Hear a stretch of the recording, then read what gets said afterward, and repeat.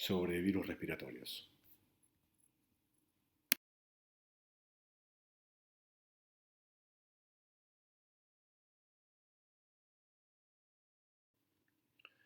Nuestros objetivos a lo largo de este encuentro serán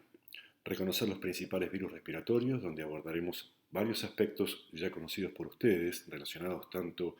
a características estructurales como así también a las bases relacionadas a sus mecanismos de replicación y también a los mecanismos por los cuales estos agentes son capaces de producir daño, es decir, su patogénesis.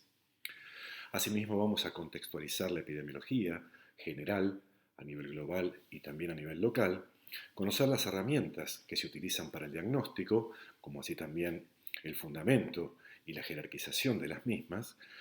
y por último definir las medidas de profilaxis, tanto las que son de tipo activo como eventualmente las de utilización desde el punto de vista de la profilaxis pasiva. ¿Qué nos define como virus respiratorios? Esencialmente es su vía de entrada. El ingreso por la vía respiratoria es un factor común que los define a todos ellos como virus respiratorios, siendo ellos responsables tanto de infecciones localizadas como diseminadas.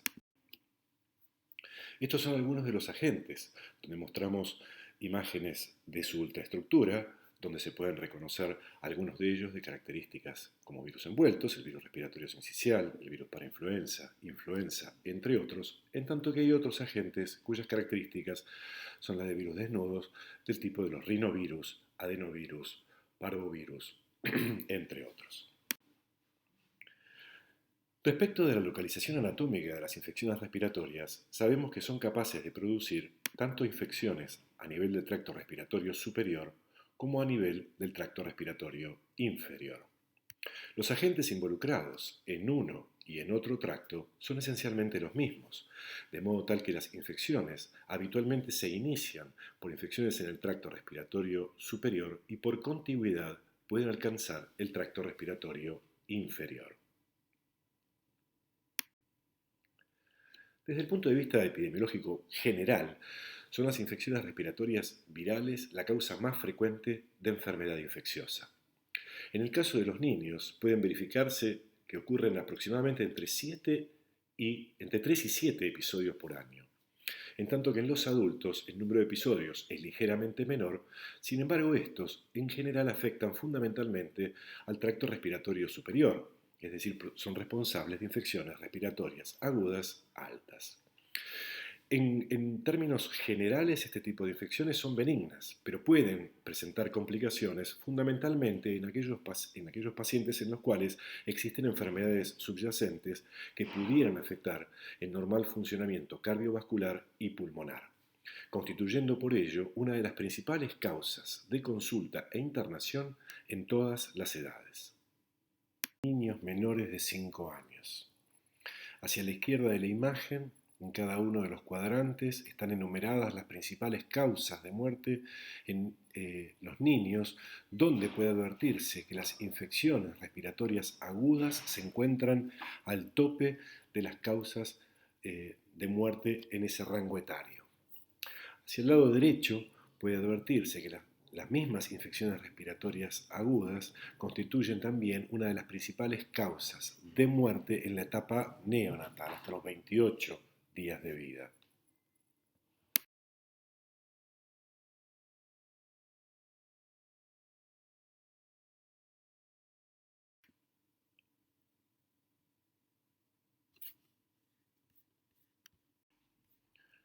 Los datos oficiales que se conocen del año 2018 muestran el virus respiratorio sincicial como la principal causa de infecciones respiratorias agudas bajas en los niños, alcanzando algo más del 62% de los casos. El aporte remanente lo hacen los virus influenza A y B, los virus para influenza, los adenovirus, metapneumovirus, entre otros. La distribución anual muestra que durante las etapas más frías del año ocurre el mayor número de casos de infecciones respiratorias. Sin embargo, es importante tener en consideración que fuera de las etapas más frías Otros virus, por ejemplo los adenovirus o los virus para influenza, son también responsables de un número de casos sustancialmente menor de infecciones respiratorias agudas bajas en los niños. La distribución etaria y la etiología muestra claramente cómo, a lo largo de las distintas etapas de la vida, el virus respiratorio sincicial, que es la principal causa asociada a las infecciones en los niños menores de un año, comienza a decrecer conforme avanza la edad de los pacientes. En grado inverso, lo que se puede advertir es que otros virus, entre ellos los virus influenza A y B y los adenovirus, van cobrando mayor relevancia en edades mayores. Esto puede advertirse en términos numéricos, donde puede verse que más del 70% de las infecciones respiratorias agudas bajas en los niños menores de 2 años son por virus respiratorio sincicial, en contraste a cerca de un 90% de los casos en los mayores de 65 años son producidos por virus influenza. Al comparar la mortalidad conforme varía la edad del paciente, puede advertirse claramente la gran relevancia que tiene en las edades más tempranas el virus respiratorio sincicial. A medida que la edad aumenta, disminuye sustancialmente su participación como agente responsable de las infecciones respiratorias, tal como podía advertirse en las diapositivas previas, para posteriormente, en los extremos de la edad, en adultos mayores, volver a cobrar relevancia. En lo que hace el virus influenza, puede advertirse que en la curva azul tiene algo de relevancia, sustancialmente muchísimo menos que el virus respiratorio sincicial, como causa de mortalidad.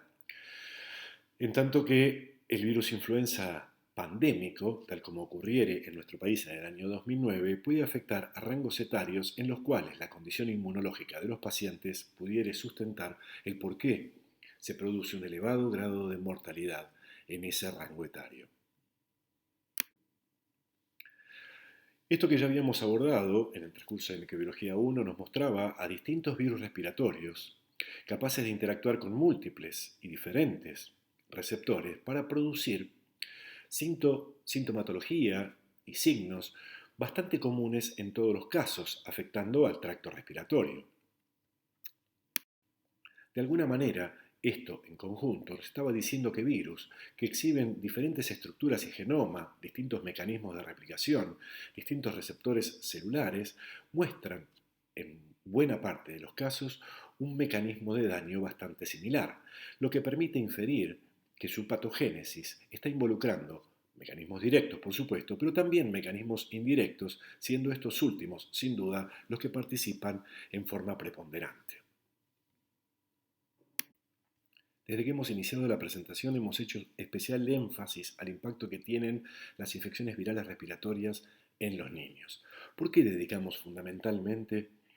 a hacer foco en este rango etario? Fundamentalmente tiene que ver con algunos factores asociados a sus características físicas, su pequeño tamaño corporal, las reservas de energía que son limitadas y las vías aéreas más pequeñas hacen a estos hospedadores fundamentalmente mucho más susceptibles de tener un compromiso respiratorio que pueda conllevar al desarrollo de la enfermedad. No debemos olvidar, por otro lado, que existen factores genéticos relacionados a la posibilidad del desarrollo de enfermedades, entre los cuales merecen mencionarse el tipo de respuesta inmune, la magnitud de la misma, como así también la capacidad de la limitación de la carga viral, factores inmunológicos que podrían influenciar de alguna manera, por ejemplo, la presencia de cuadros de inmunocompromiso o falta de respuesta, la exposición previa o concomitante a determinados factores ambientales que pudieran afectar la función respiratoria, una respuesta innata reducida o una respuesta adaptativa con algún tipo de afectación.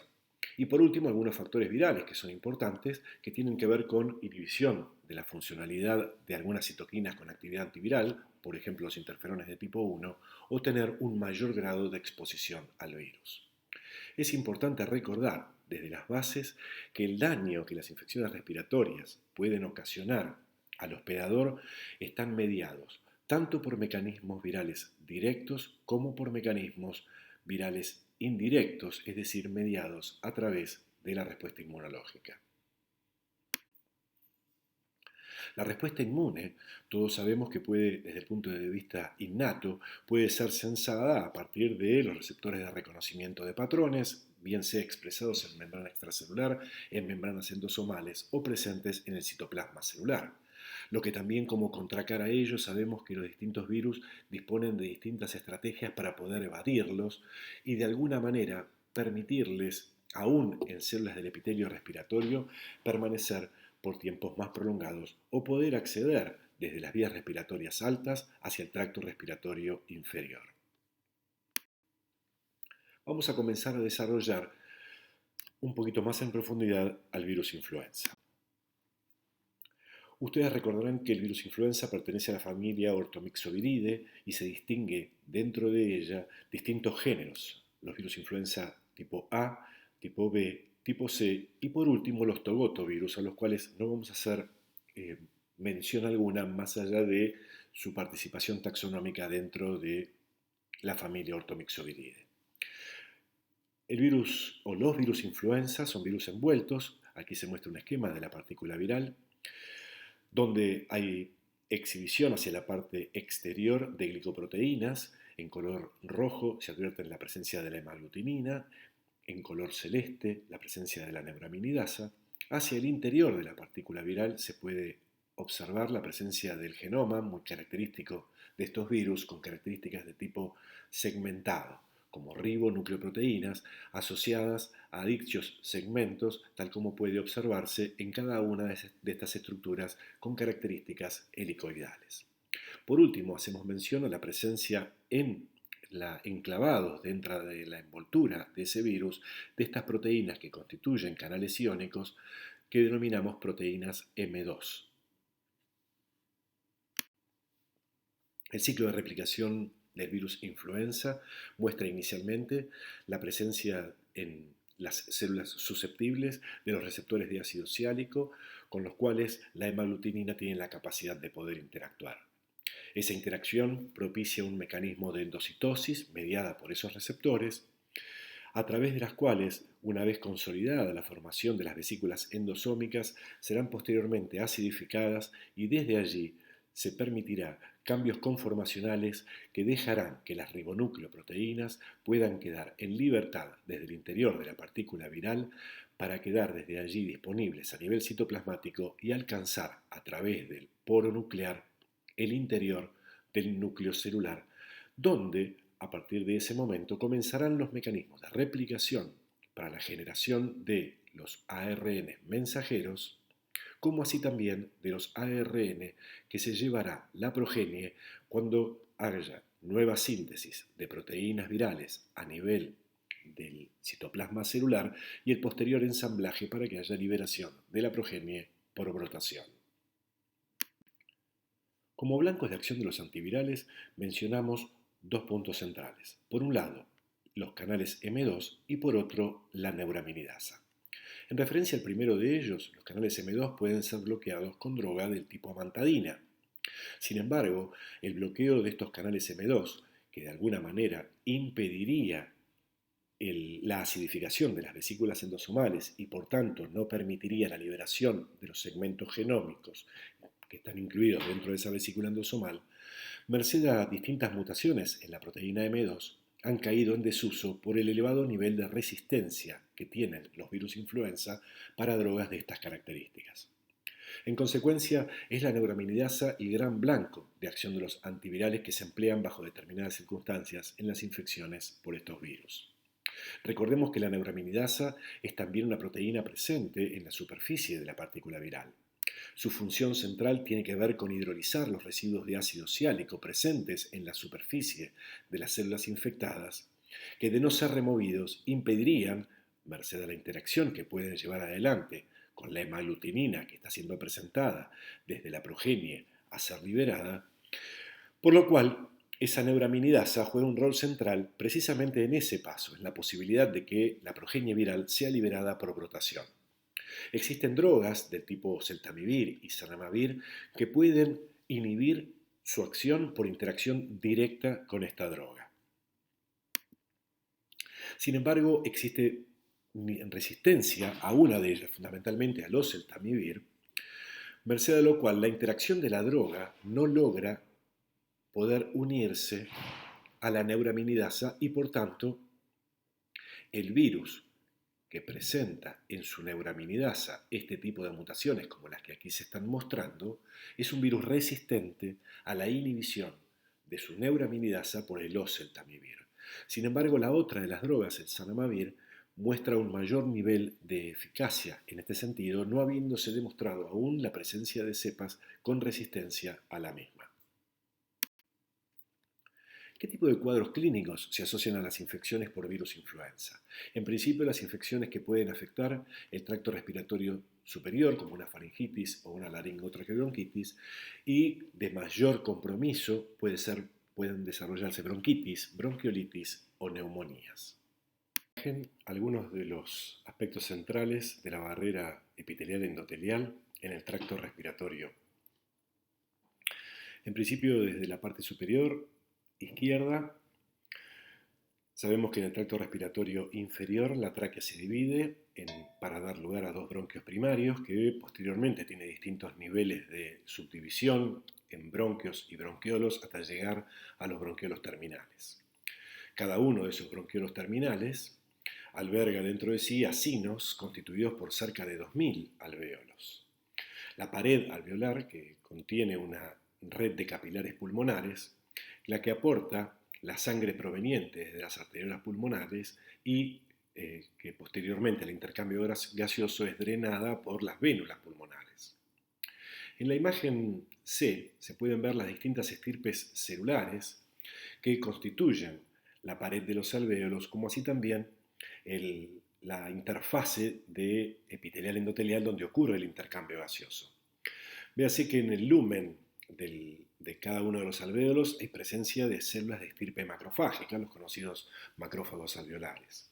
Tapizando la cara interna de esos alvéolos encontramos células planas, conocidas como neumocitos tipo 1, y células cuboidales, conocidas como neumocitos tipo 2, unidas entre ellas por uniones estrechas. La membrana basal sobre la que descansan estos neumocitos está en íntimo contacto o se encuentra yuxtapuesta o fusionada con la membrana basal sobre la que descansan las células del endotelio vascular, a través del cual se produce el intercambio gaseoso. Las imágenes al microscopio permiten ver en E y en F las marcaciones que permiten la detección del antígeno conocido como panqueratina, que permite la caracterización de los neumocitos tipo 1 y tipo 2 presentes en el endotelio alveolar.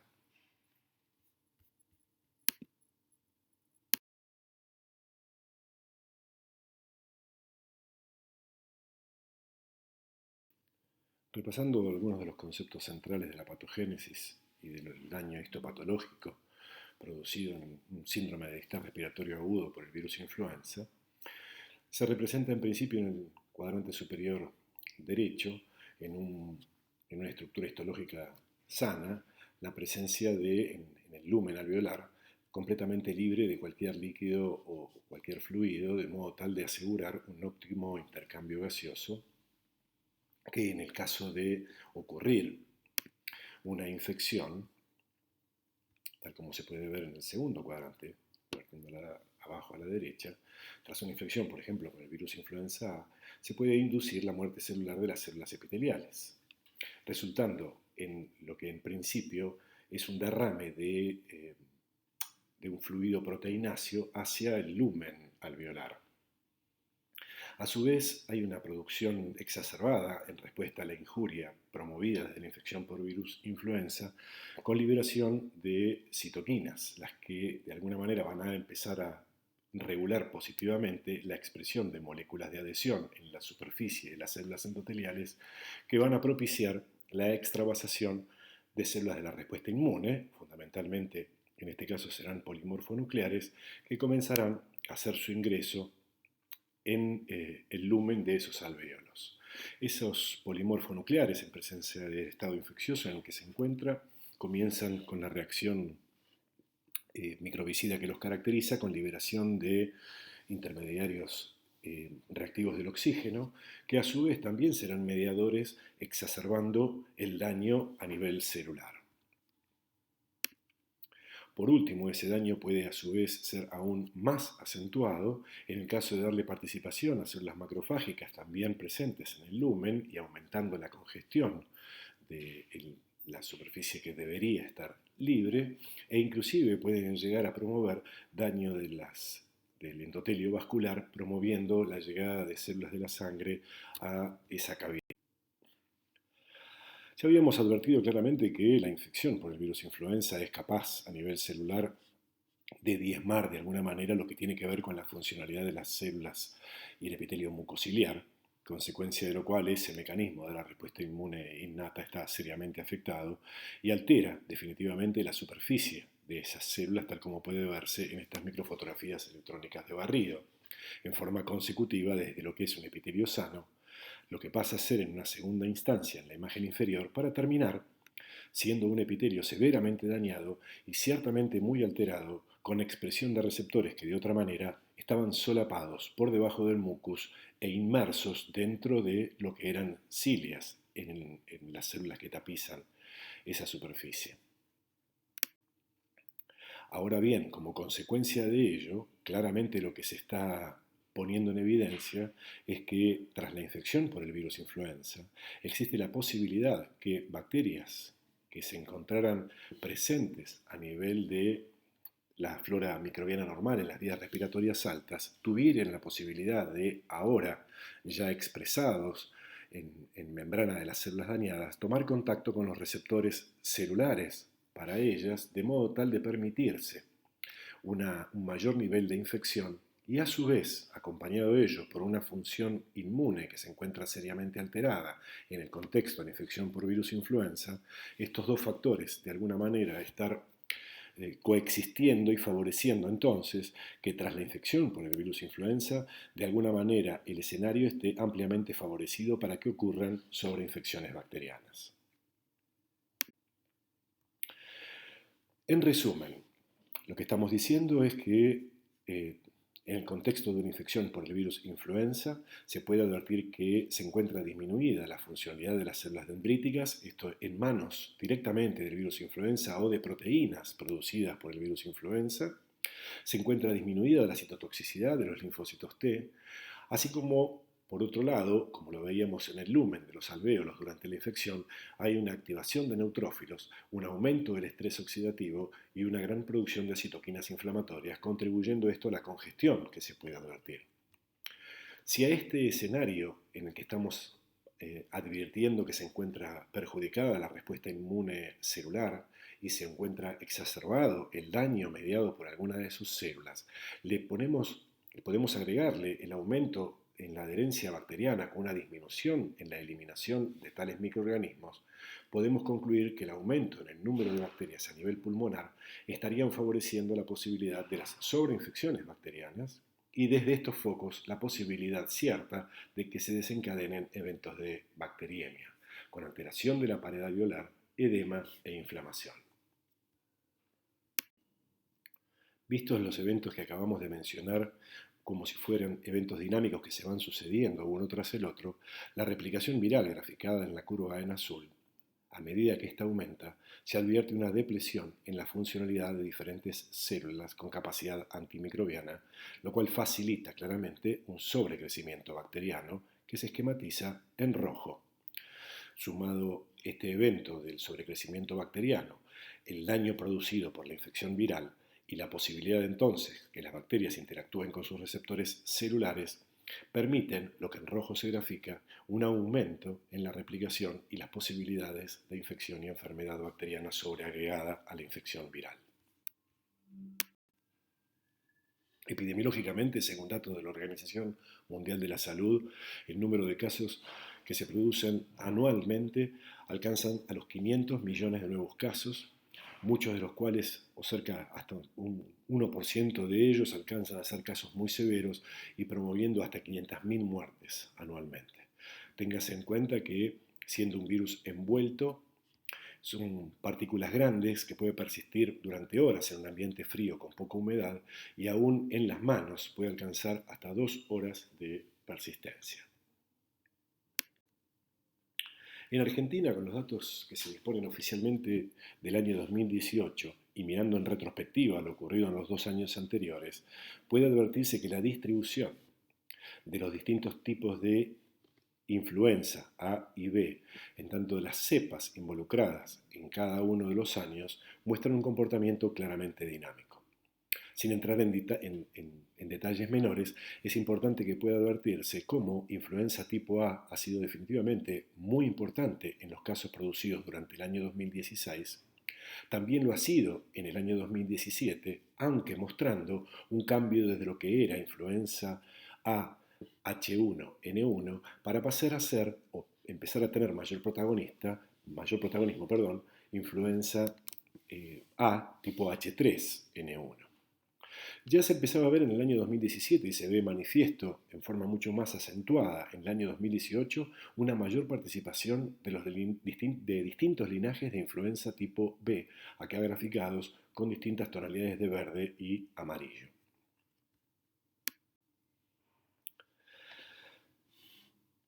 Sabemos que el virus influenza es un paradigma dentro de la virología de un virus que exhibe un enorme grado de variabilidad. En este sentido se distinguen dos tipos de cambios que pueden producirse que dependiendo de su magnitud se los considera cambios menores o drift, que son aquellos que son ocasionados por mutaciones puntuales que ocurren en el genoma y que son los grandes responsables de los eventos que se producen estacionalmente año tras año, recordando para ello que la polimerasa involucrada en la replicación del virus influenza es una polimerasa que, siendo un virus RNA, comete errores durante la replicación y en consecuencia la tasa de fijación de esas mutaciones es alta, dando lugar a este tipo de cambios menores. Por otro lado, los cambios mayores, claramente con una magnitud más importante, también conocido como shift, se adjudica a la reasociación de los segmentos genómicos que podrían ser los grandes responsables de eventos pandémicos. Para que estos eventos pandémicos puedan ocurrir, es importante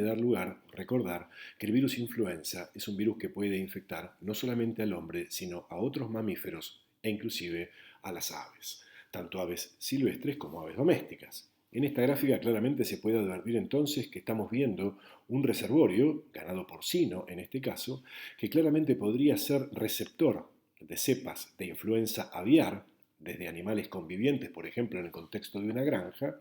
como así también de cepas de origen humano, que podría ser un trabajador rural que desempeñe sus actividades en ese ámbito, de modo tal que este cerdo que nosotros vemos aquí representado sería, de alguna manera, una suerte de receptor de cepas de diferentes orígenes donde podrían fácilmente darse, en el contexto de su árbol respiratorio, eventos de reasociación genómica para generar, como se esquematiza sintéticamente acá, entre una cepa representada con colores rojos en su genoma versus otra con colores azules, poder dar cepas que por reasociación den un virus reasociado cuyos segmentos genómicos tuvieran colores rojo y azules mezclados. En lo que hace al drift antigénico, también conocidos como variantes o variaciones menores, a las que hacíamos mención recién, producto de las mutaciones que por error se van introduciendo durante la copia de los materiales genómicos, es un proceso que se da en forma continua y gradual y que van promoviendo la acumulación de mutaciones puntuales que van generando variaciones que fundamentalmente cobran especial relevancia cuando impactan en la hemaglutinina y la neuraminidasa. En consecuencia, esas mutaciones permitirán generar distintas variantes que logren de alguna manera burlar los anticuerpos neutralizantes que pudieran haberse generado contra infecciones preexistentes. En consecuencia, es necesario tener en consideración estas variaciones que se van produciendo anualmente para justificar el porqué de la necesidad de la vacunación anual que a su vez está siendo actualizada y los inmunógenos que se administra 2 veces por año, considerando la información del relevamiento epidemiológico que se hace desde los países de los 2 hemisferios del globo. En lo que se referencia a variaciones mayores, sabemos que el impacto fuerte podría ocurrir fundamentalmente también en los genes que codifican para la hemaglutinina, para la neuraminidasa o para ambas, y donde claramente las variaciones den origen a diferencias que pueden superar el 50% respecto de lo preexistente. Se producen como producto de fenómenos de reasociación genómica. Recordemos la coexistencia en una misma célula de dos virus de origen distinto, con información genómica en sus segmentos diferentes, recordando los colores a los que hacíamos referencia en el esquema anterior, de modo tal de generar un virus que gane en adaptación eventual para un huésped nuevo no humano. Esto es un evento que normalmente se da en forma esporádica y que podría, dándose distintas condiciones, resultar en una pandemia.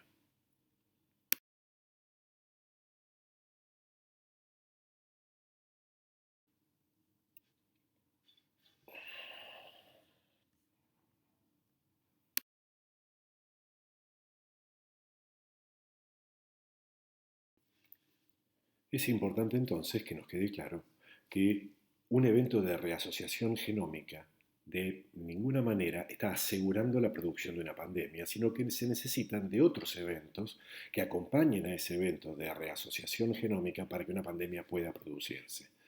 ¿De qué tipo de requerimientos hablamos para que se desencadene una pandemia? En principio, lo que recién decíamos respecto de la generación de una cepa de influenza con una nueva hemaglutinina o una nueva neuraminidasa o ambas producto de un shift antigénico. De que haya susceptibilidad de la mayoría de la población para la nueva cepa, algo que el fenómeno en sí mismo del shift antigénico no está garantizando. Que ocurra transmisión interhumana eficiente del nuevo virus, que haya brotes simultáneos en distintas partes del mundo, mostrando esa nueva cepa elevadas tasas de morbilidad y de mortalidad, comenzando de esta manera una nueva era viral.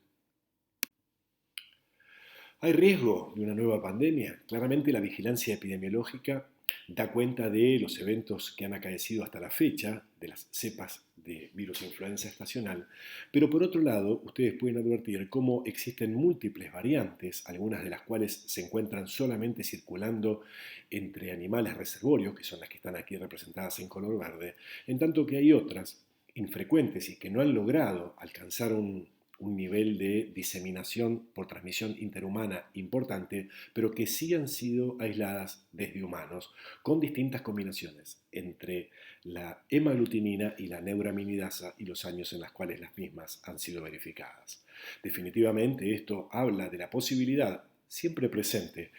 de reunirse las distintas condiciones a las que hacíamos referencia anteriormente para la posibilidad de que se desencadene una nueva pandemia. En nuestro país, en el año 2009, el virus H1N1 pandémico, que había sufrido eventos de reasociación genómica, dio lugar a un impacto epidemiológico muy importante con 10.000 casos confirmados, de los cuales terminaron en el óbito 600 personas. Respecto de la profilaxis activa para virus influenza, la misma persigue reducir las complicaciones, el nivel o el número de hospitalizaciones, las muertes y las secuelas. Los inmunógenos utilizados para la profilaxis activa son la administración de la hemaglutinina y la neuraminidasa obtenida de virus inactivados, y las vacunas que actualmente se utilizan son vacunas trivalentes o en algunos países ya se ha licenciado y se comercializa la vacuna tetravalente. En nuestro país, la vacuna que se ha administrado durante el año 2017, el año 2018 y no hubo variaciones en el 2019, contiene antígenos provenientes de influenza del tipo A e influenza del tipo B. Y en las vacunas tetravalentes se han agregado componentes antigénicos de una nueva cepa de influenza tipo B del linaje Yamagata que, como les mostraba en imágenes precedentes, ha cobrado en los últimos años un mayor número de casos, por lo cual ya ha sido incluida en ese tipo de vacunas. ¿Para quiénes está indicado el uso de la vacuna antiinfluenza? Aquí están enumerados: para adultos mayores de 65 años, para mujeres en segundo y tercer trimestre de embarazo, para niños entre 6 meses y 2 años, para el personal de la salud y los cuidadores de hogares de ancianos, para personas, adultos y niños en riesgo de complicaciones por virus influenza, y en este sentido en particular es importante definir que las personas que están en riesgo de complicaciones por virus influenza son aquellas que tienen enfermedades pulmonares crónicas, que son cardiópatas congénitos o en forma adquirida, los que están con terapia crónica con esteroides, con terapia crónica con aspirina, o pacientes a los que se les ha practicado trasplantes de órganos sólidos o médula ósea. Por último, en pacientes inmunocomprometidos con terapia inmunosupresora actual, es importante tener en consideración que, eh, si bien es recomendada la vacuna también en estos casos, lo más importante es que como no generan una respuesta inmunohumoral eficiente o la misma es mínima, se recomienda vacunar a todos los contactos intradomiciliarios de esos pacientes en riesgo, bien sea los padres, los hermanos y distintas personas que estén en contacto con ellos. Como perspectiva a futuro, la idea es generar vacunas universales y ya no estas vacunas que están de alguna manera ajustadas o sujetas a las cepas prevalentes de influenza, bien sea de tipo A o de tipo B. Y en este sentido está apuntado a la generación de anticuerpos dirigidos contra otros tipos de epitopes, por ejemplo, para epitopes de la hemaglutinina, que son aquellos que le permiten fijarse a la envoltura del virus, que son anticuerpos que tendrían igualmente capacidad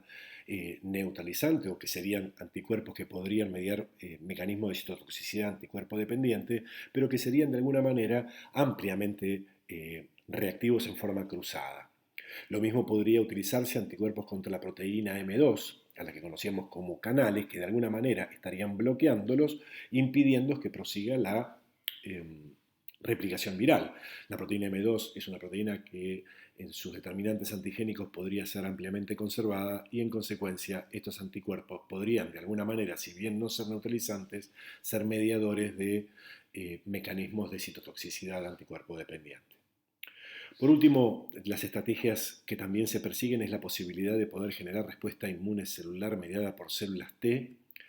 dirigiéndose o tratando de estimular la respuesta contra péptidos derivados de la proteína de matriz M1 o con nucleoproteínas, son ambas proteínas que no están expuestas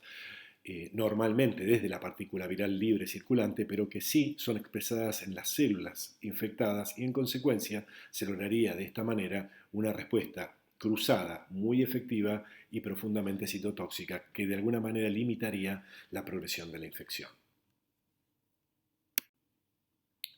Comenzamos con el virus respiratorio sincicial, con esta imagen al microscopio electrónico de un virus que ciertamente se muestra morfológicamente bastante pleomórfico y que taxonómicamente es clasificado dentro de la familia Pneumoviridae dentro del género Orthopneumovirus. Es un virus, como les decía anteriormente, pleomórfico y del cual protruyen como virus envuelto glicoproteínas, donde la glicoproteína mayor responsable de la adherencia, también conocida como glicoproteína G, es acompañada por otra glicoproteína, también conocida como glicoproteína menor o proteína de fusión, conocida como glicoproteína F. Más hacia el interior lo que encontramos es una proteína de matriz y internamente esa partícula viral alberga el material genómico que es de tipo RNA monocatenario con polaridad negativa, que no es segmentado en clara diferencia con el virus influenza antes mencionado. Más imágenes de la ultraestructura de este virus y de la ribonucleoproteína que acompaña al material genómico.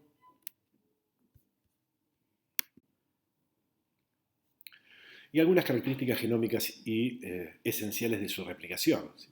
El genoma es de tipo RNA, como ya habíamos mencionado, monocatenario y con polaridad negativa. Sus proteínas se dividen en no estructurales y estructurales y se conocen, merced a las diferencias en la proteína G, dos tipos de virus respiratorio sincicial, A y B, cada uno de ellos albergando distintos genotipos. La replicación de este virus, a diferencia del virus influenza, es excluyentemente citoplasmática y en la que la absorción viral está esencialmente mediada por la proteína o glicoproteína G, que toma contacto con distintos receptores celulares. La proteína F es central para la fusión de la envoltura y la unión a distintos receptores, entre los que se destacan los receptores TOL tipo 4 y la nucleolina. La liberación de la progenie viral se da por brotación desde el polo apical, hecho este que de alguna manera contribuye a sentar las bases del por qué la replicación del virus influenza y las enfermedades son de tipo localizadas. Las infecciones en general comienzan con infecciones en el tracto respiratorio superior, tras haber hecho su ingreso por el aparato respiratorio, pudiendo producir la laringotraqueobronquitis y eventualmente desde estas vías descender para producir bronquiolitis y neumonías. Como inicialmente cuando comenzábamos con el teórico hablábamos y hacíamos especial énfasis en los niños, la entidad de la bronquiolitis es claramente una entidad caracterizada por un diagnóstico clínico muy definido como una enfermedad viral estacional, lo veíamos en los patrones de distribución epidemiológica de los casos, en la que hay presencia de fiebre, rinorrea, tos seca y sibilante, es decir, está acompañada por ciertos ruidos que al examen físico puede presentar crepitaciones como una suerte de burbujeo inspiratorio fino y o sibilancias cuando el aire sale expirado. Estas obliteraciones son las que generan centralmente esa signo-sintomatología a la que estamos haciendo referencia. En la patogénesis de la bronquiolitis tenemos que tener en consideración centralmente que las bases de su desencadenamiento contribuyen tanto en mecanismos de daño directo como mecanismos de daño indirecto, en el que se puede verificar necrosis de las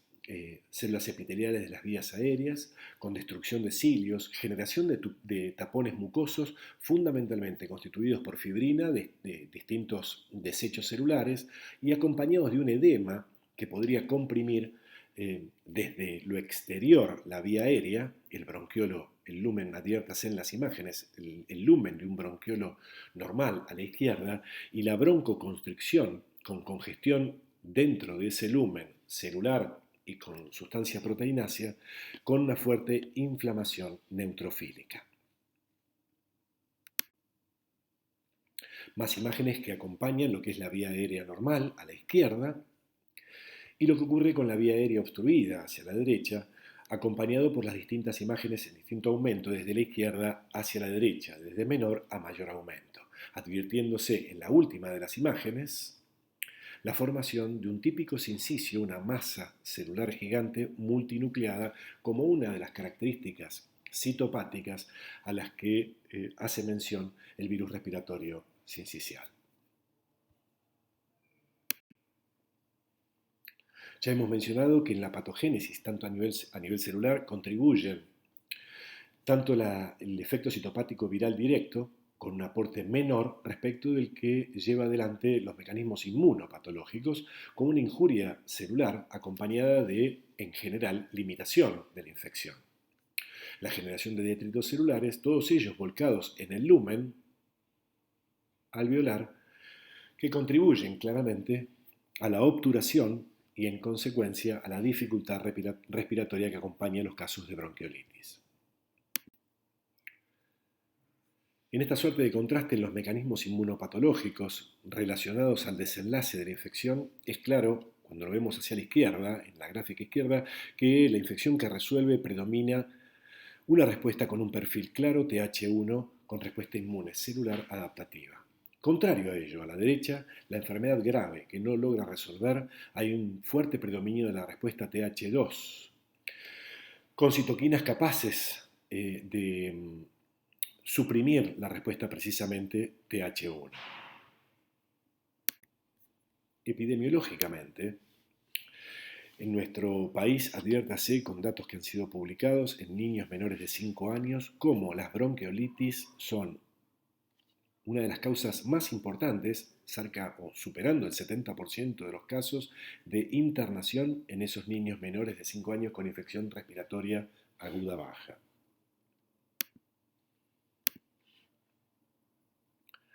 50% de las internaciones durante el periodo invernal, un 15% de las muertes en etapa postnatal, ¿sí? Hasta los 28 días de vida. Y de ese conjunto, el 70% de los casos se adjudican al virus respiratorio sincicial, que es la principal causa de hospitalización en los lactantes, la causa más frecuente de bronquiolitis en los niños menores de 1 año, y donde es importante tener en cuenta que las reinfecciones pueden ocurrir con frecuencia, aunque con menor severidad, ante el evento de que los anticuerpos maternos, si bien otorgan una escasa protección y son de corta duración, se encuentran con una variabilidad antigénica que no es menor en el caso del virus respiratorio sincicial. Recordemos que es una enfermedad que puede ser grave y fatal, sobre todo en niños de muy corta edad, fundamentalmente los que tienen riesgo por ser prematuros o tener bajo peso, como así también en individuos con inmunocompromiso y en ancianos. Lo mismo ocurre con individuos adultos que tienen infecciones respiratorias agudas altas y neumonías en la comunidad y pudiendo producirse brotes estacionales en las épocas más frías del año. En términos del tratamiento y la profilaxis para esta infección por virus respiratorio sincicial, no se dispone aún de una vacuna efectiva. Lo que sí se puede utilizar y se utiliza es la remoción de las secreciones, donde fundamentalmente esto se suele asentar en prácticas kinesioterápicas para facilitar la fluidificación de las secreciones respiratorias, el aporte de oxígeno en determinadas circunstancias y, en el caso de hipoxia severa, la asistencia respiratoria mecánica. Entre los antivirales que se suelen utilizar bajo determinadas circunstancias se encuentra la ribavirina, que es un análogo sintético de la guanosina y que hay que tener particular cuidado por sus efectos teratogénicos, sobre todo cuando estos son administrados en un contexto familiar donde puede haber una mujer embarazada. Y por último, lo que tiene que ver con la profilaxis pasiva, en el que se dispone de anticuerpos monoclonales humanizados dirigidos contra la glicoproteína F o proteína de fusión presente en la partícula viral, que se administra por vía intramuscular una única vez al mes en bebés de alto riesgo, considerándose como tales aquellos que tengan bajo peso, aquellos que tengan algún compromiso inmunológico o en los casos en los que a estos dos escenarios pudiere sumarse a su vez el nacer, que el alumbramiento ocurra en las etapas más frías del año. En términos de prevención, y aunque parezca reiterativo o de poca relevancia, resaltamos fundamentalmente la importancia del lavado de manos, la consideración del aislamiento de los pacientes, la lactancia prolongada para que haya aporte permanente de anticuerpos maternos hacia el niño lactante y, bajo las consideraciones que el caso amerite, la administración de anticuerpos monoclonales. Ya habíamos mencionado anteriormente que no existe una vacuna efectiva para virus respiratorio sincicial. Comenzamos con la familia Adenoviridae. Está integrada por virus de tipo ADN, doble cadena, lineal y desnudo, dos características claramente distintivas respecto de los virus que habíamos visto anteriormente. Su nucleocápside es de tipo icosaédrica, tal como puede advertirse en el esquema de representación y en la microfotografía electrónica. Se reconocen dos géneros diferentes y en el hombre hay 7 especies, caracterizadas con letras que van de la A a la G, que albergan a más de 70 genotipos diferentes. Los adenovirus son médicamente muy importantes pues se los asocia con infecciones tanto respiratorias como oculares, intranosocomiales, gastrointestinales y sistémicas en individuos inmunocomprometidos, recordando la capacidad que estos virus tienen, merced a poder hacer latencia en células de estirpe linfoide, de dar infecciones persistentes en tejido linfoide y a nivel renal.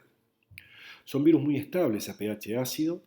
como así también a las secreciones gástricas y biliares, y tienen o están dotados también, a pesar de ser virus ADN, de una gran variabilidad antigénica, por lo cual la respuesta inmune es específica de serotipo. Esto es particularmente importante tener en cuenta para poder justificar la alta frecuencia que puede ocurrir de reinfecciones por adenovirus. Es un virus, como ya habíamos mencionado, desnudo, de tipo DNA, por lo cual su ciclo de replicación centraliza a nivel genómico, a nivel nuclear, y es un virus que en general la liberación de la progenie se produce por lisis celular. En términos patogénicos, la mayoría de las infecciones en los niños menores de 5 años ocurren normalmente en invierno o al inicio de la primavera. No obstante ello, recuerdo lo que mencionábamos en la distribución, que los adenovirus se encuentran presentes aún en etapas precedentes, durante el verano inclusive, produciendo un bajo número de casos, pero que pueden afectar distintos blancos, entre ellos, por ejemplo, las conjuntivitis, durante la época estival.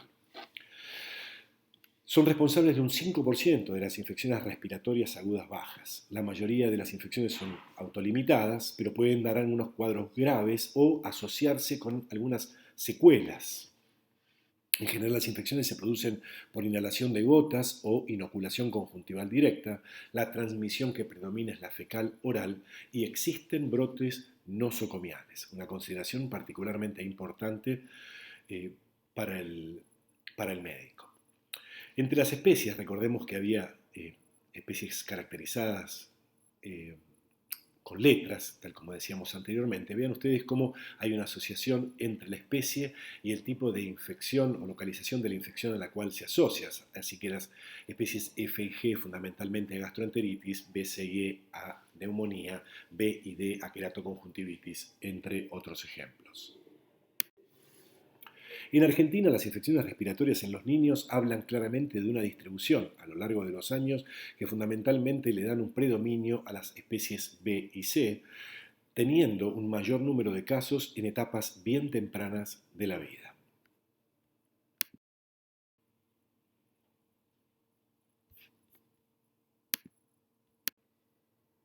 En lo que tiene que ver con el virus para influenza, mencionando los distintos serotipos que pueden caracterizarse,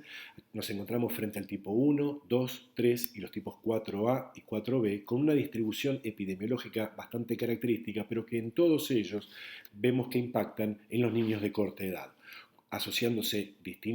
a distintos cuadros clínicos más frecuentes. Los rinovirus humanos, pertenecientes a la familia Picornaviridae, son virus desnudos, RNA positivos, que tienen una amplísima, de las más importantes diversidades, mostrándose la presencia o habiéndose verificado la presencia de más de 100 serotipos distintos, lo cual habla de la elevada probabilidad de reinfecciones en forma sistemática. Son agentes causales de infecciones respiratorias agudas altas, fundamentalmente los resfríos comunes que afectan a cualquier grupo etario, pero también de otitis medias en niños o sinusitis en los adultos. Es importante resaltar que durante mucho tiempo se ha menospreciado el rol que tienen los rinovirus humanos como causa de bronquiolitis, sobre todo en los niños, pudiendo además producir bronquitis, neumonías, exacerbaciones de asma en los niños, exacerbaciones de enfermedad pulmonar obstructiva crónica en los adultos y teniendo una altísima probabilidad de coinfecciones. Es si los rinovirus humanos tienen relevancia en las infecciones respiratorias en los niños menores de 5 años. La información que ustedes pueden advertir, que está representada en esta diapositiva, habla que sí, precisamente, advirtiendo tanto en casos hospitalizados como en casos ambulatorios, la contribución de los rinovirus humanos, aquí representados en esa torta con color verde más intenso, habla de valores que están cercanos o aún son ligeramente superiores a los que tiene el virus respiratorio sincicial. De hecho, tanto el virus respiratorio sincicial como los rinovirus humanos tienen en conjunto la mayor frecuencia de hospitalizaciones. Y en muchos casos se los encuentran a ambos virus en el contexto de coinfecciones, ambos virus juntos en el mismo paciente.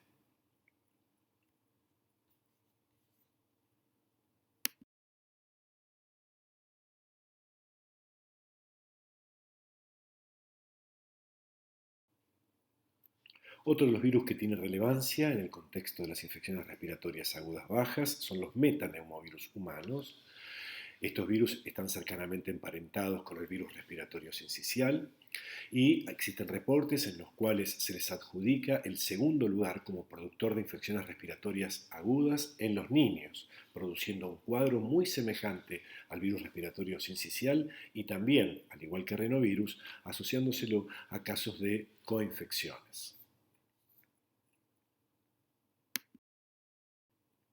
Los bocavirus humanos, pertenecientes a la familia Parvoviridae, son virus desnudos que afectan a todos los grupos etarios, pero fundamentalmente a los niños, donde pueden producir neumonías, bronquitis, bronquiolitis y también infecciones respiratorias agudas altas. Al igual que los casos últimos mencionados, también se asocian a la producción de coinfecciones. Los coronavirus humanos son otro grupo de virus que adquieren relevancia médica en el contexto de las infecciones respiratorias bajas. Estos agentes pertenecen a la familia Coronaviridae, dentro de tal familia a la subfamilia Coronavirinae, y se caracterizan por ser virus envueltos con un genoma de tipo RNA con polaridad positiva, monocatenario, con una característica saliente que les es exclusiva y es la extensión que tiene ese material genómico que alcanza los 30.000 bases. Un hecho definitivamente inédito, es el genoma más largo que se conoce dentro de lo que son los RNA virus. De los virus que conocemos a la fecha y han sido bien caracterizados, 4 de ellos están asociados a enfermedades respiratorias leves, en tanto que hay otros 3, el virus SARS, el virus MERS y el muy recientemente caracterizado coronavirus SARS-2, todos ellos asociados a enfermedad respiratoria de gravedad. Respecto del virus SARS o virus que se asocia a la producción de un síndrome respiratorio agudo severo, al igual que el virus MERS y el virus SARS-2, todos ellos tienen claramente un origen de tipo zoonótico, pues han sido bien caracterizados los hospedadores en otros mamíferos antes de su llegada al hombre. Respecto de las características ultraestructurales de las partículas virales de los coronavirus humanos, como puede advertirse en el diagrama superior, puede verse que son partículas virales esféricas que tienen entre 80 y 120 nanómetros, son virus envueltos, de los cuales protruye, y se puede advertir claramente, esas espículas que forman un homotrímero, que son los ligandos o glicoproteína S, que es la que interactúa con el receptor celular, conocido como la enzima convertidora de angiotensina 2. Además, se encuentran las proteínas de matriz, aquí esquematizadas en color celeste, y la envoltura propiamente dicha, que es la que está de alguna manera envolviendo toda la partícula viral. Hacia el interior se advierte la presencia del material genómico, cuyas características describíamos anteriormente, en íntima asociación con la proteína de la nucleocápside. Las imágenes al microscopio electrónico muestran claramente la evidencia por la cual se denominan coronavirus a estos agentes merced al espectro que tiene ultraestructuralmente.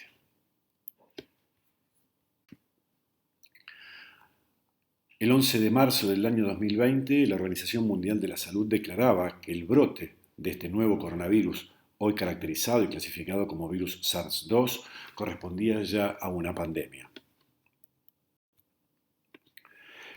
Existen algunas diferencias, al momento todavía siguen siendo de alguna manera tempranas, merced al número de casos y frente a una pandemia que aún es incipiente, las diferencias que existen entre los pacientes infectados por los diferentes coronavirus.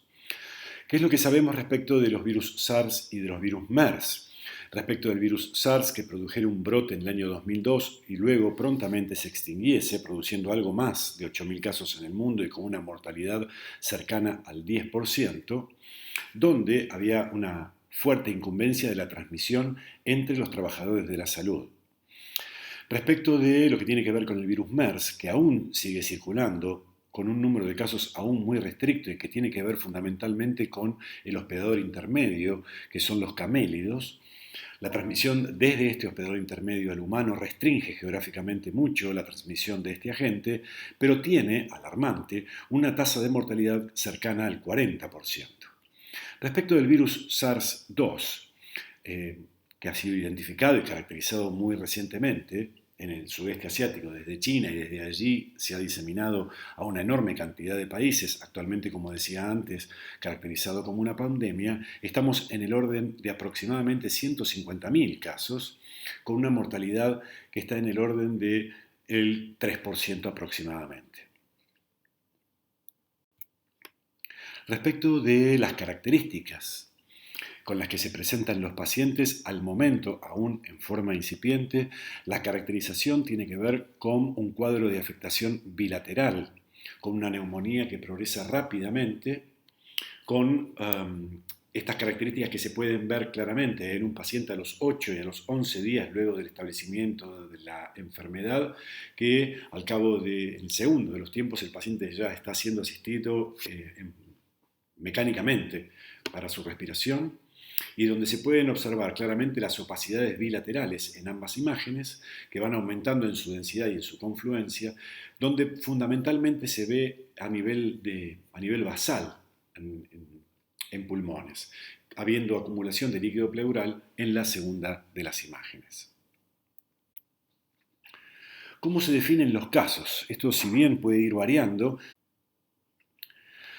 respecto de consideraciones epidemiológicas que son relevantes, la tasa de transmisibilidad que aparece comparativa respecto a otros agentes, estaría en principio hablando de una transmisibilidad mayor para el virus SARS-2, que como puede advertirse en esta tabla a nivel comparativo, puede alcanzar niveles elevados de hasta 5.5. Estamos hablando del número de personas a las cuales un individuo infectado podría potencialmente transmitirle la infección. Adviértase que claramente esta tasa de transmisibilidad es mayor respecto de otros coronavirus humanos asociados a infecciones respiratorias severas y por supuesto también es mayor respecto de la tasa de transmisión que tiene para otros virus respiratorios con infecciones localizadas como es el caso de virus influenza. Respecto de la epidemiología mundial, sabemos que el virus SARS-2 se ha originado, según todos los datos que hay de análisis filogenéticos, en China, en el sur de China, en una de sus provincias y más específicamente en algunos mercados en los cuales podría haber ingesta o prácticas relacionadas al contacto directo con algunos animales mamíferos que serían los portadores naturales de algunos coronavirus que podrían estar en condiciones de hacer el salto de especie hacia el humano, bien sea directamente desde el murciélago o más probablemente con un hospedador intermediario, tal como hubiese ocurrido previamente con el SARS, utilizando a las civetas como huésped intermediario, o el MERS, utilizando a los camélidos. A partir de eso, la diseminación ya es mundial con un número de casos que supera, como decía anteriormente, los 150.000 alrededor del mundo en esta pandemia. Respecto a algunas consideraciones vinculadas con su diagnóstico, el diagnóstico está fundamentalmente basado en un diagnóstico por el momento de tipo directo con pesquisa del material genómico, el RNA, mediante técnicas que involucran la amplificación por la variante en tiempo real. Para ello se utiliza material obtenido de hisopado nasal y faríngeo, que como puede advertirse aquí, permite obtener cargas virales que pueden alcanzar niveles desde 1.5 por 10 a la menos 4, estamos hablando del orden de las 15.000 copias por mililitro de este material, hasta los 15 millones de copias en aquellos pacientes con mayor carga viral, lo cual no guardaría en principio ninguna relación respecto de la presentación clínica, tal como podría verse en este estudio realizado sobre pocos pacientes en China. Más allá de eso, estas cargas virales no difieren entre pacientes asintomáticos y sintomáticos, lo cual podría de alguna manera tener implicancias directas en lo que tiene que ver con la epidemiología y la transmisibilidad de este agente. Más allá de eso, hoy sabemos que los pacientes asintomáticos, en su vasta mayoría, el 75% de ellos, llegarán a presentar síntomas en el futuro posterior. Respecto de las medidas de prevención, son medidas que se están aplicando en el mundo respecto de recomendaciones desde la Organización Mundial de la Salud que han sido tomadas desde las autoridades sanitarias de nuestro país, que tiene que ver esencialmente con medidas universales, incluyéndose dentro de tales el lavado de manos, la distancia entre personas, lo que conocemos como aislamiento social, evitar el contacto directo, tos o estornudo en pliegue de codo, entre otras medidas de público conocimiento.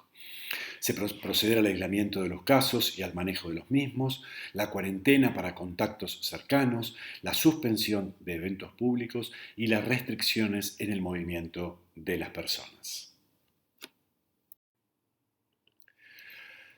Nos detenemos ahora para hablar en la última parte de la clase del diagnóstico microbiológico para la definición de la etiología viral en los casos de infecciones respiratorias.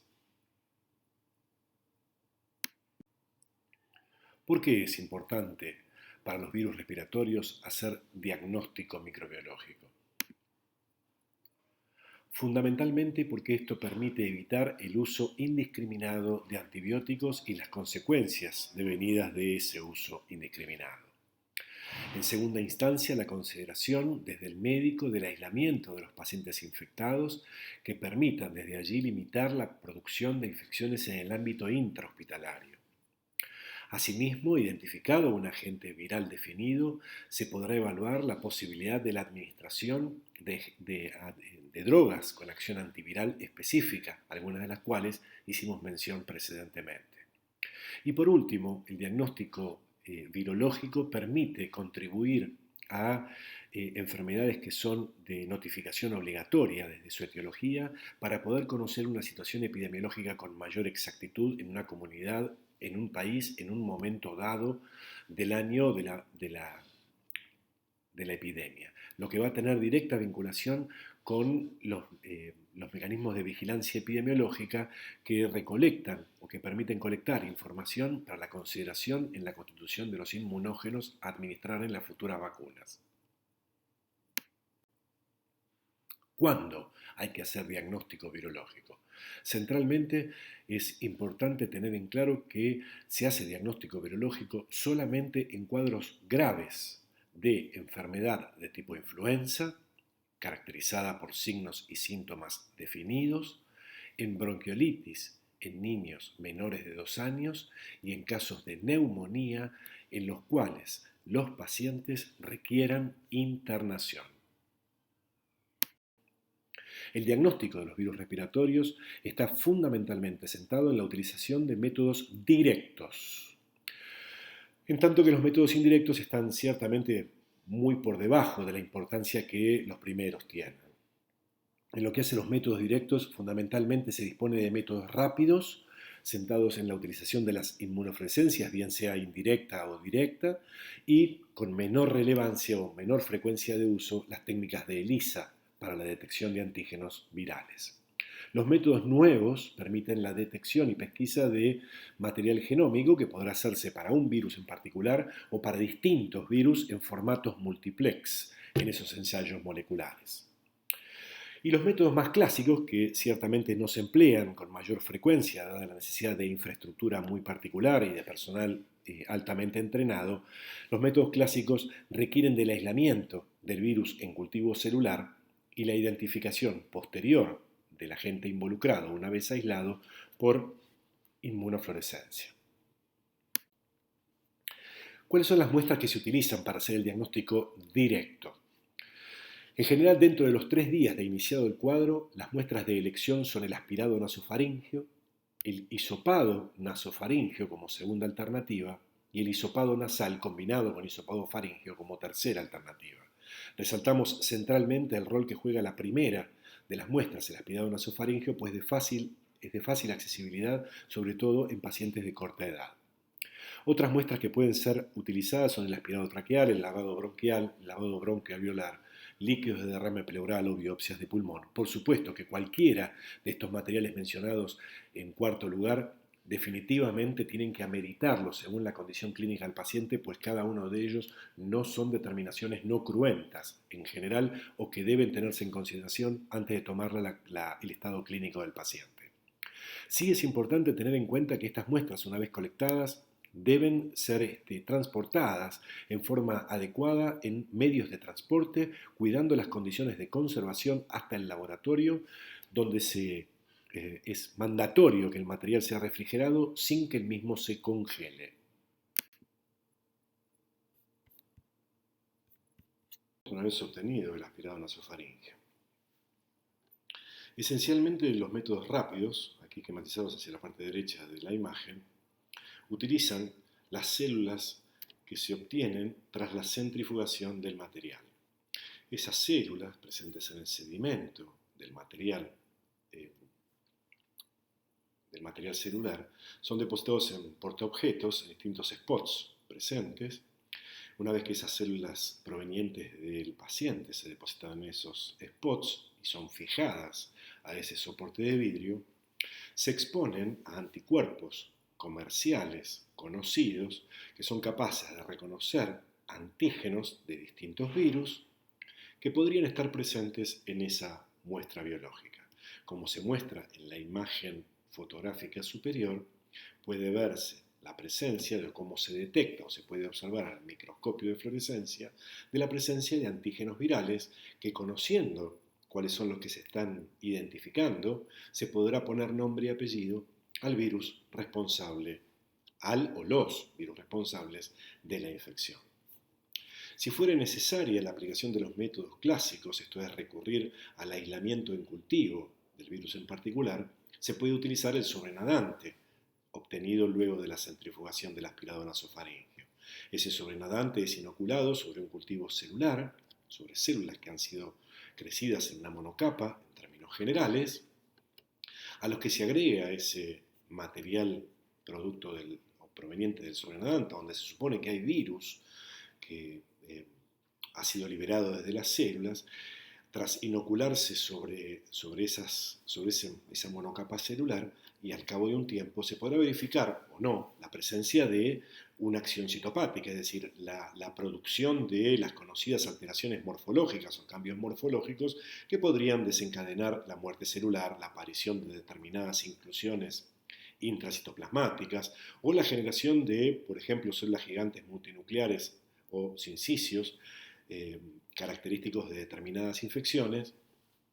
a las que inexorablemente, luego de ese tiempo y aún habiendo aparecido una acción citopática, deberá promoverse la identificación del virus mediante la utilización de reacciones de inmunofluorescencia sobre esas células. Es decir, las células infectadas tienen que ser levantadas y expuestas a anticuerpos conocidos, capaces de reconocer antígenos virales de un virus en particular. La detección de antígenos, entonces, utilizando inmunofluorescencia sobre células obtenidas a partir de un aspirado nasofaríngeo, tienen distintas ventajas, esencialmente que son técnicas rápidas, de bajo costo, y esto es ciertamente muy versátil y de amplia utilización en distintos medios hospitalarios. La desventaja que tiene es la necesidad, como en otras técnicas de laboratorio, de disponer del personal convenientemente entrenado, que el material obtenido por aspirado nasofaríngeo tenga un adecuado número de células y la disponibilidad, por supuesto, de un microscopio de inmunofluorescencia, cuyo costo en general es bastante elevado. Lo que ya habíamos mencionado antes, cuando se utiliza un panel respiratorio, es decir, se hace un ensayo sobre células obtenidas a partir de un aspirado nasofaríngeo, se puede ensayar sobre esas mismas células lavadas y depositadas en un portaobjeto en cada uno de los spots, los anticuerpos para lo que se conoce como panel respiratorio. Esto es, anticuerpos dirigidos contra antígenos del virus respiratorio sincicial, de adenovirus, de virus influenza tipo A, tipo B, de parainfluenza 1 a 3, haciéndose en todos esos casos, inmunofluorescencia indirecta, o para metapneumovirus, único caso en el que solo se dispone de anticuerpos para interacción primaria marcados con un fluorocromo, por lo cual se hace inmunofluorescencia directa. El aislamiento en cultivo, que permite claramente poner en evidencia algo que no podíamos hacerlo mediante la inmunofluorescencia sobre células obtenidas a partir de un aspirado nasofaríngeo, es poner en evidencia la infectividad. Claramente esto puede verse, por ejemplo, con la acción citopática a la que hacíamos mención anteriormente en el cultivo celular, donde se ve la formación de una célula gigante multinucleada, formación de un sincicio. No obstante ello, a pesar de ver este tipo de acción citopática, es condición indispensable, luego de ello, levantar células de este cultivo celular, depositarlas en un portaobjeto y hacer la inmunofluorescencia para la detección de antígenos virales que permitan hacer por inmunofluorescencia la identificación del agente involucrado. Se utilizan distintas líneas celulares y lo importante es que el tiempo que implica en muchos casos la aparición de una acción citopática es de 1 a 2 semanas, lo cual definitivamente en determinados casos o condiciones clínicas del paciente son absolutamente improcedentes y no deberían utilizarse en ningún caso. Hay sí algunas variables de cultivos celulares que pueden realizarse en forma un poco más rápida, conocidas como gel vial, donde intermedia un mecanismo de centrifugación para tratar de favorecer la interacción entre el virus y las células. No obstante ello, en general no se utilizan para el diagnóstico en forma masiva. Se dispone de equipos para la detección rápida de antígenos basados en técnicas inmunocromatográficas, son métodos rápidos que apenas demandan entre 20 y 30 minutos y tienen distintas ventajas, y entre ellas, por ejemplo, la posibilidad de disponer de estos equipos en forma masiva y en distintos consultorios. El problema es que tienen una sensibilidad ciertamente mucho menor que la inmunocromatografía inmunofluorescencia y que la calidad de la muestra no puede ser verificada, es decir, una muestra en la que la celularidad sea baja o eventualmente la cantidad de material sea esencialmente de una secreción respiratoria superior, dando resultados que fuesen poco confiables para el médico, no pueden ser evaluados por estas técnicas inmunocromatográficas, por lo cual están fuertemente recomendados para periodos epidémicos. Aquí se ven algunas de las ofertas comerciales que hay para el virus influenza A y B o para el virus respiratorio sincicial. En lo que hace el diagnóstico molecular es una de las técnicas que permiten claramente la pesquisa de material genómico viral a partir de una muestra biológica, pudiendo realizarse, y dependiendo del tipo de material biológico, una PCR, si hablamos de un genoma de tipo DNA, o una PCR previamente asociada a una reacción de retrotranscripción en el caso de que lo que se estuviese pesquisando sea material genómico de tipo RNA. Del mismo modo, se pueden utilizar técnicas un poco más novedosas, como son PCR en tiempo real o real time, que permiten la cuantificación, y, como ya habíamos mencionado anteriormente, utilizar reacciones múltiples en las que en un mismo ensayo pueda verificarse la presencia de material genómico para más de un agente.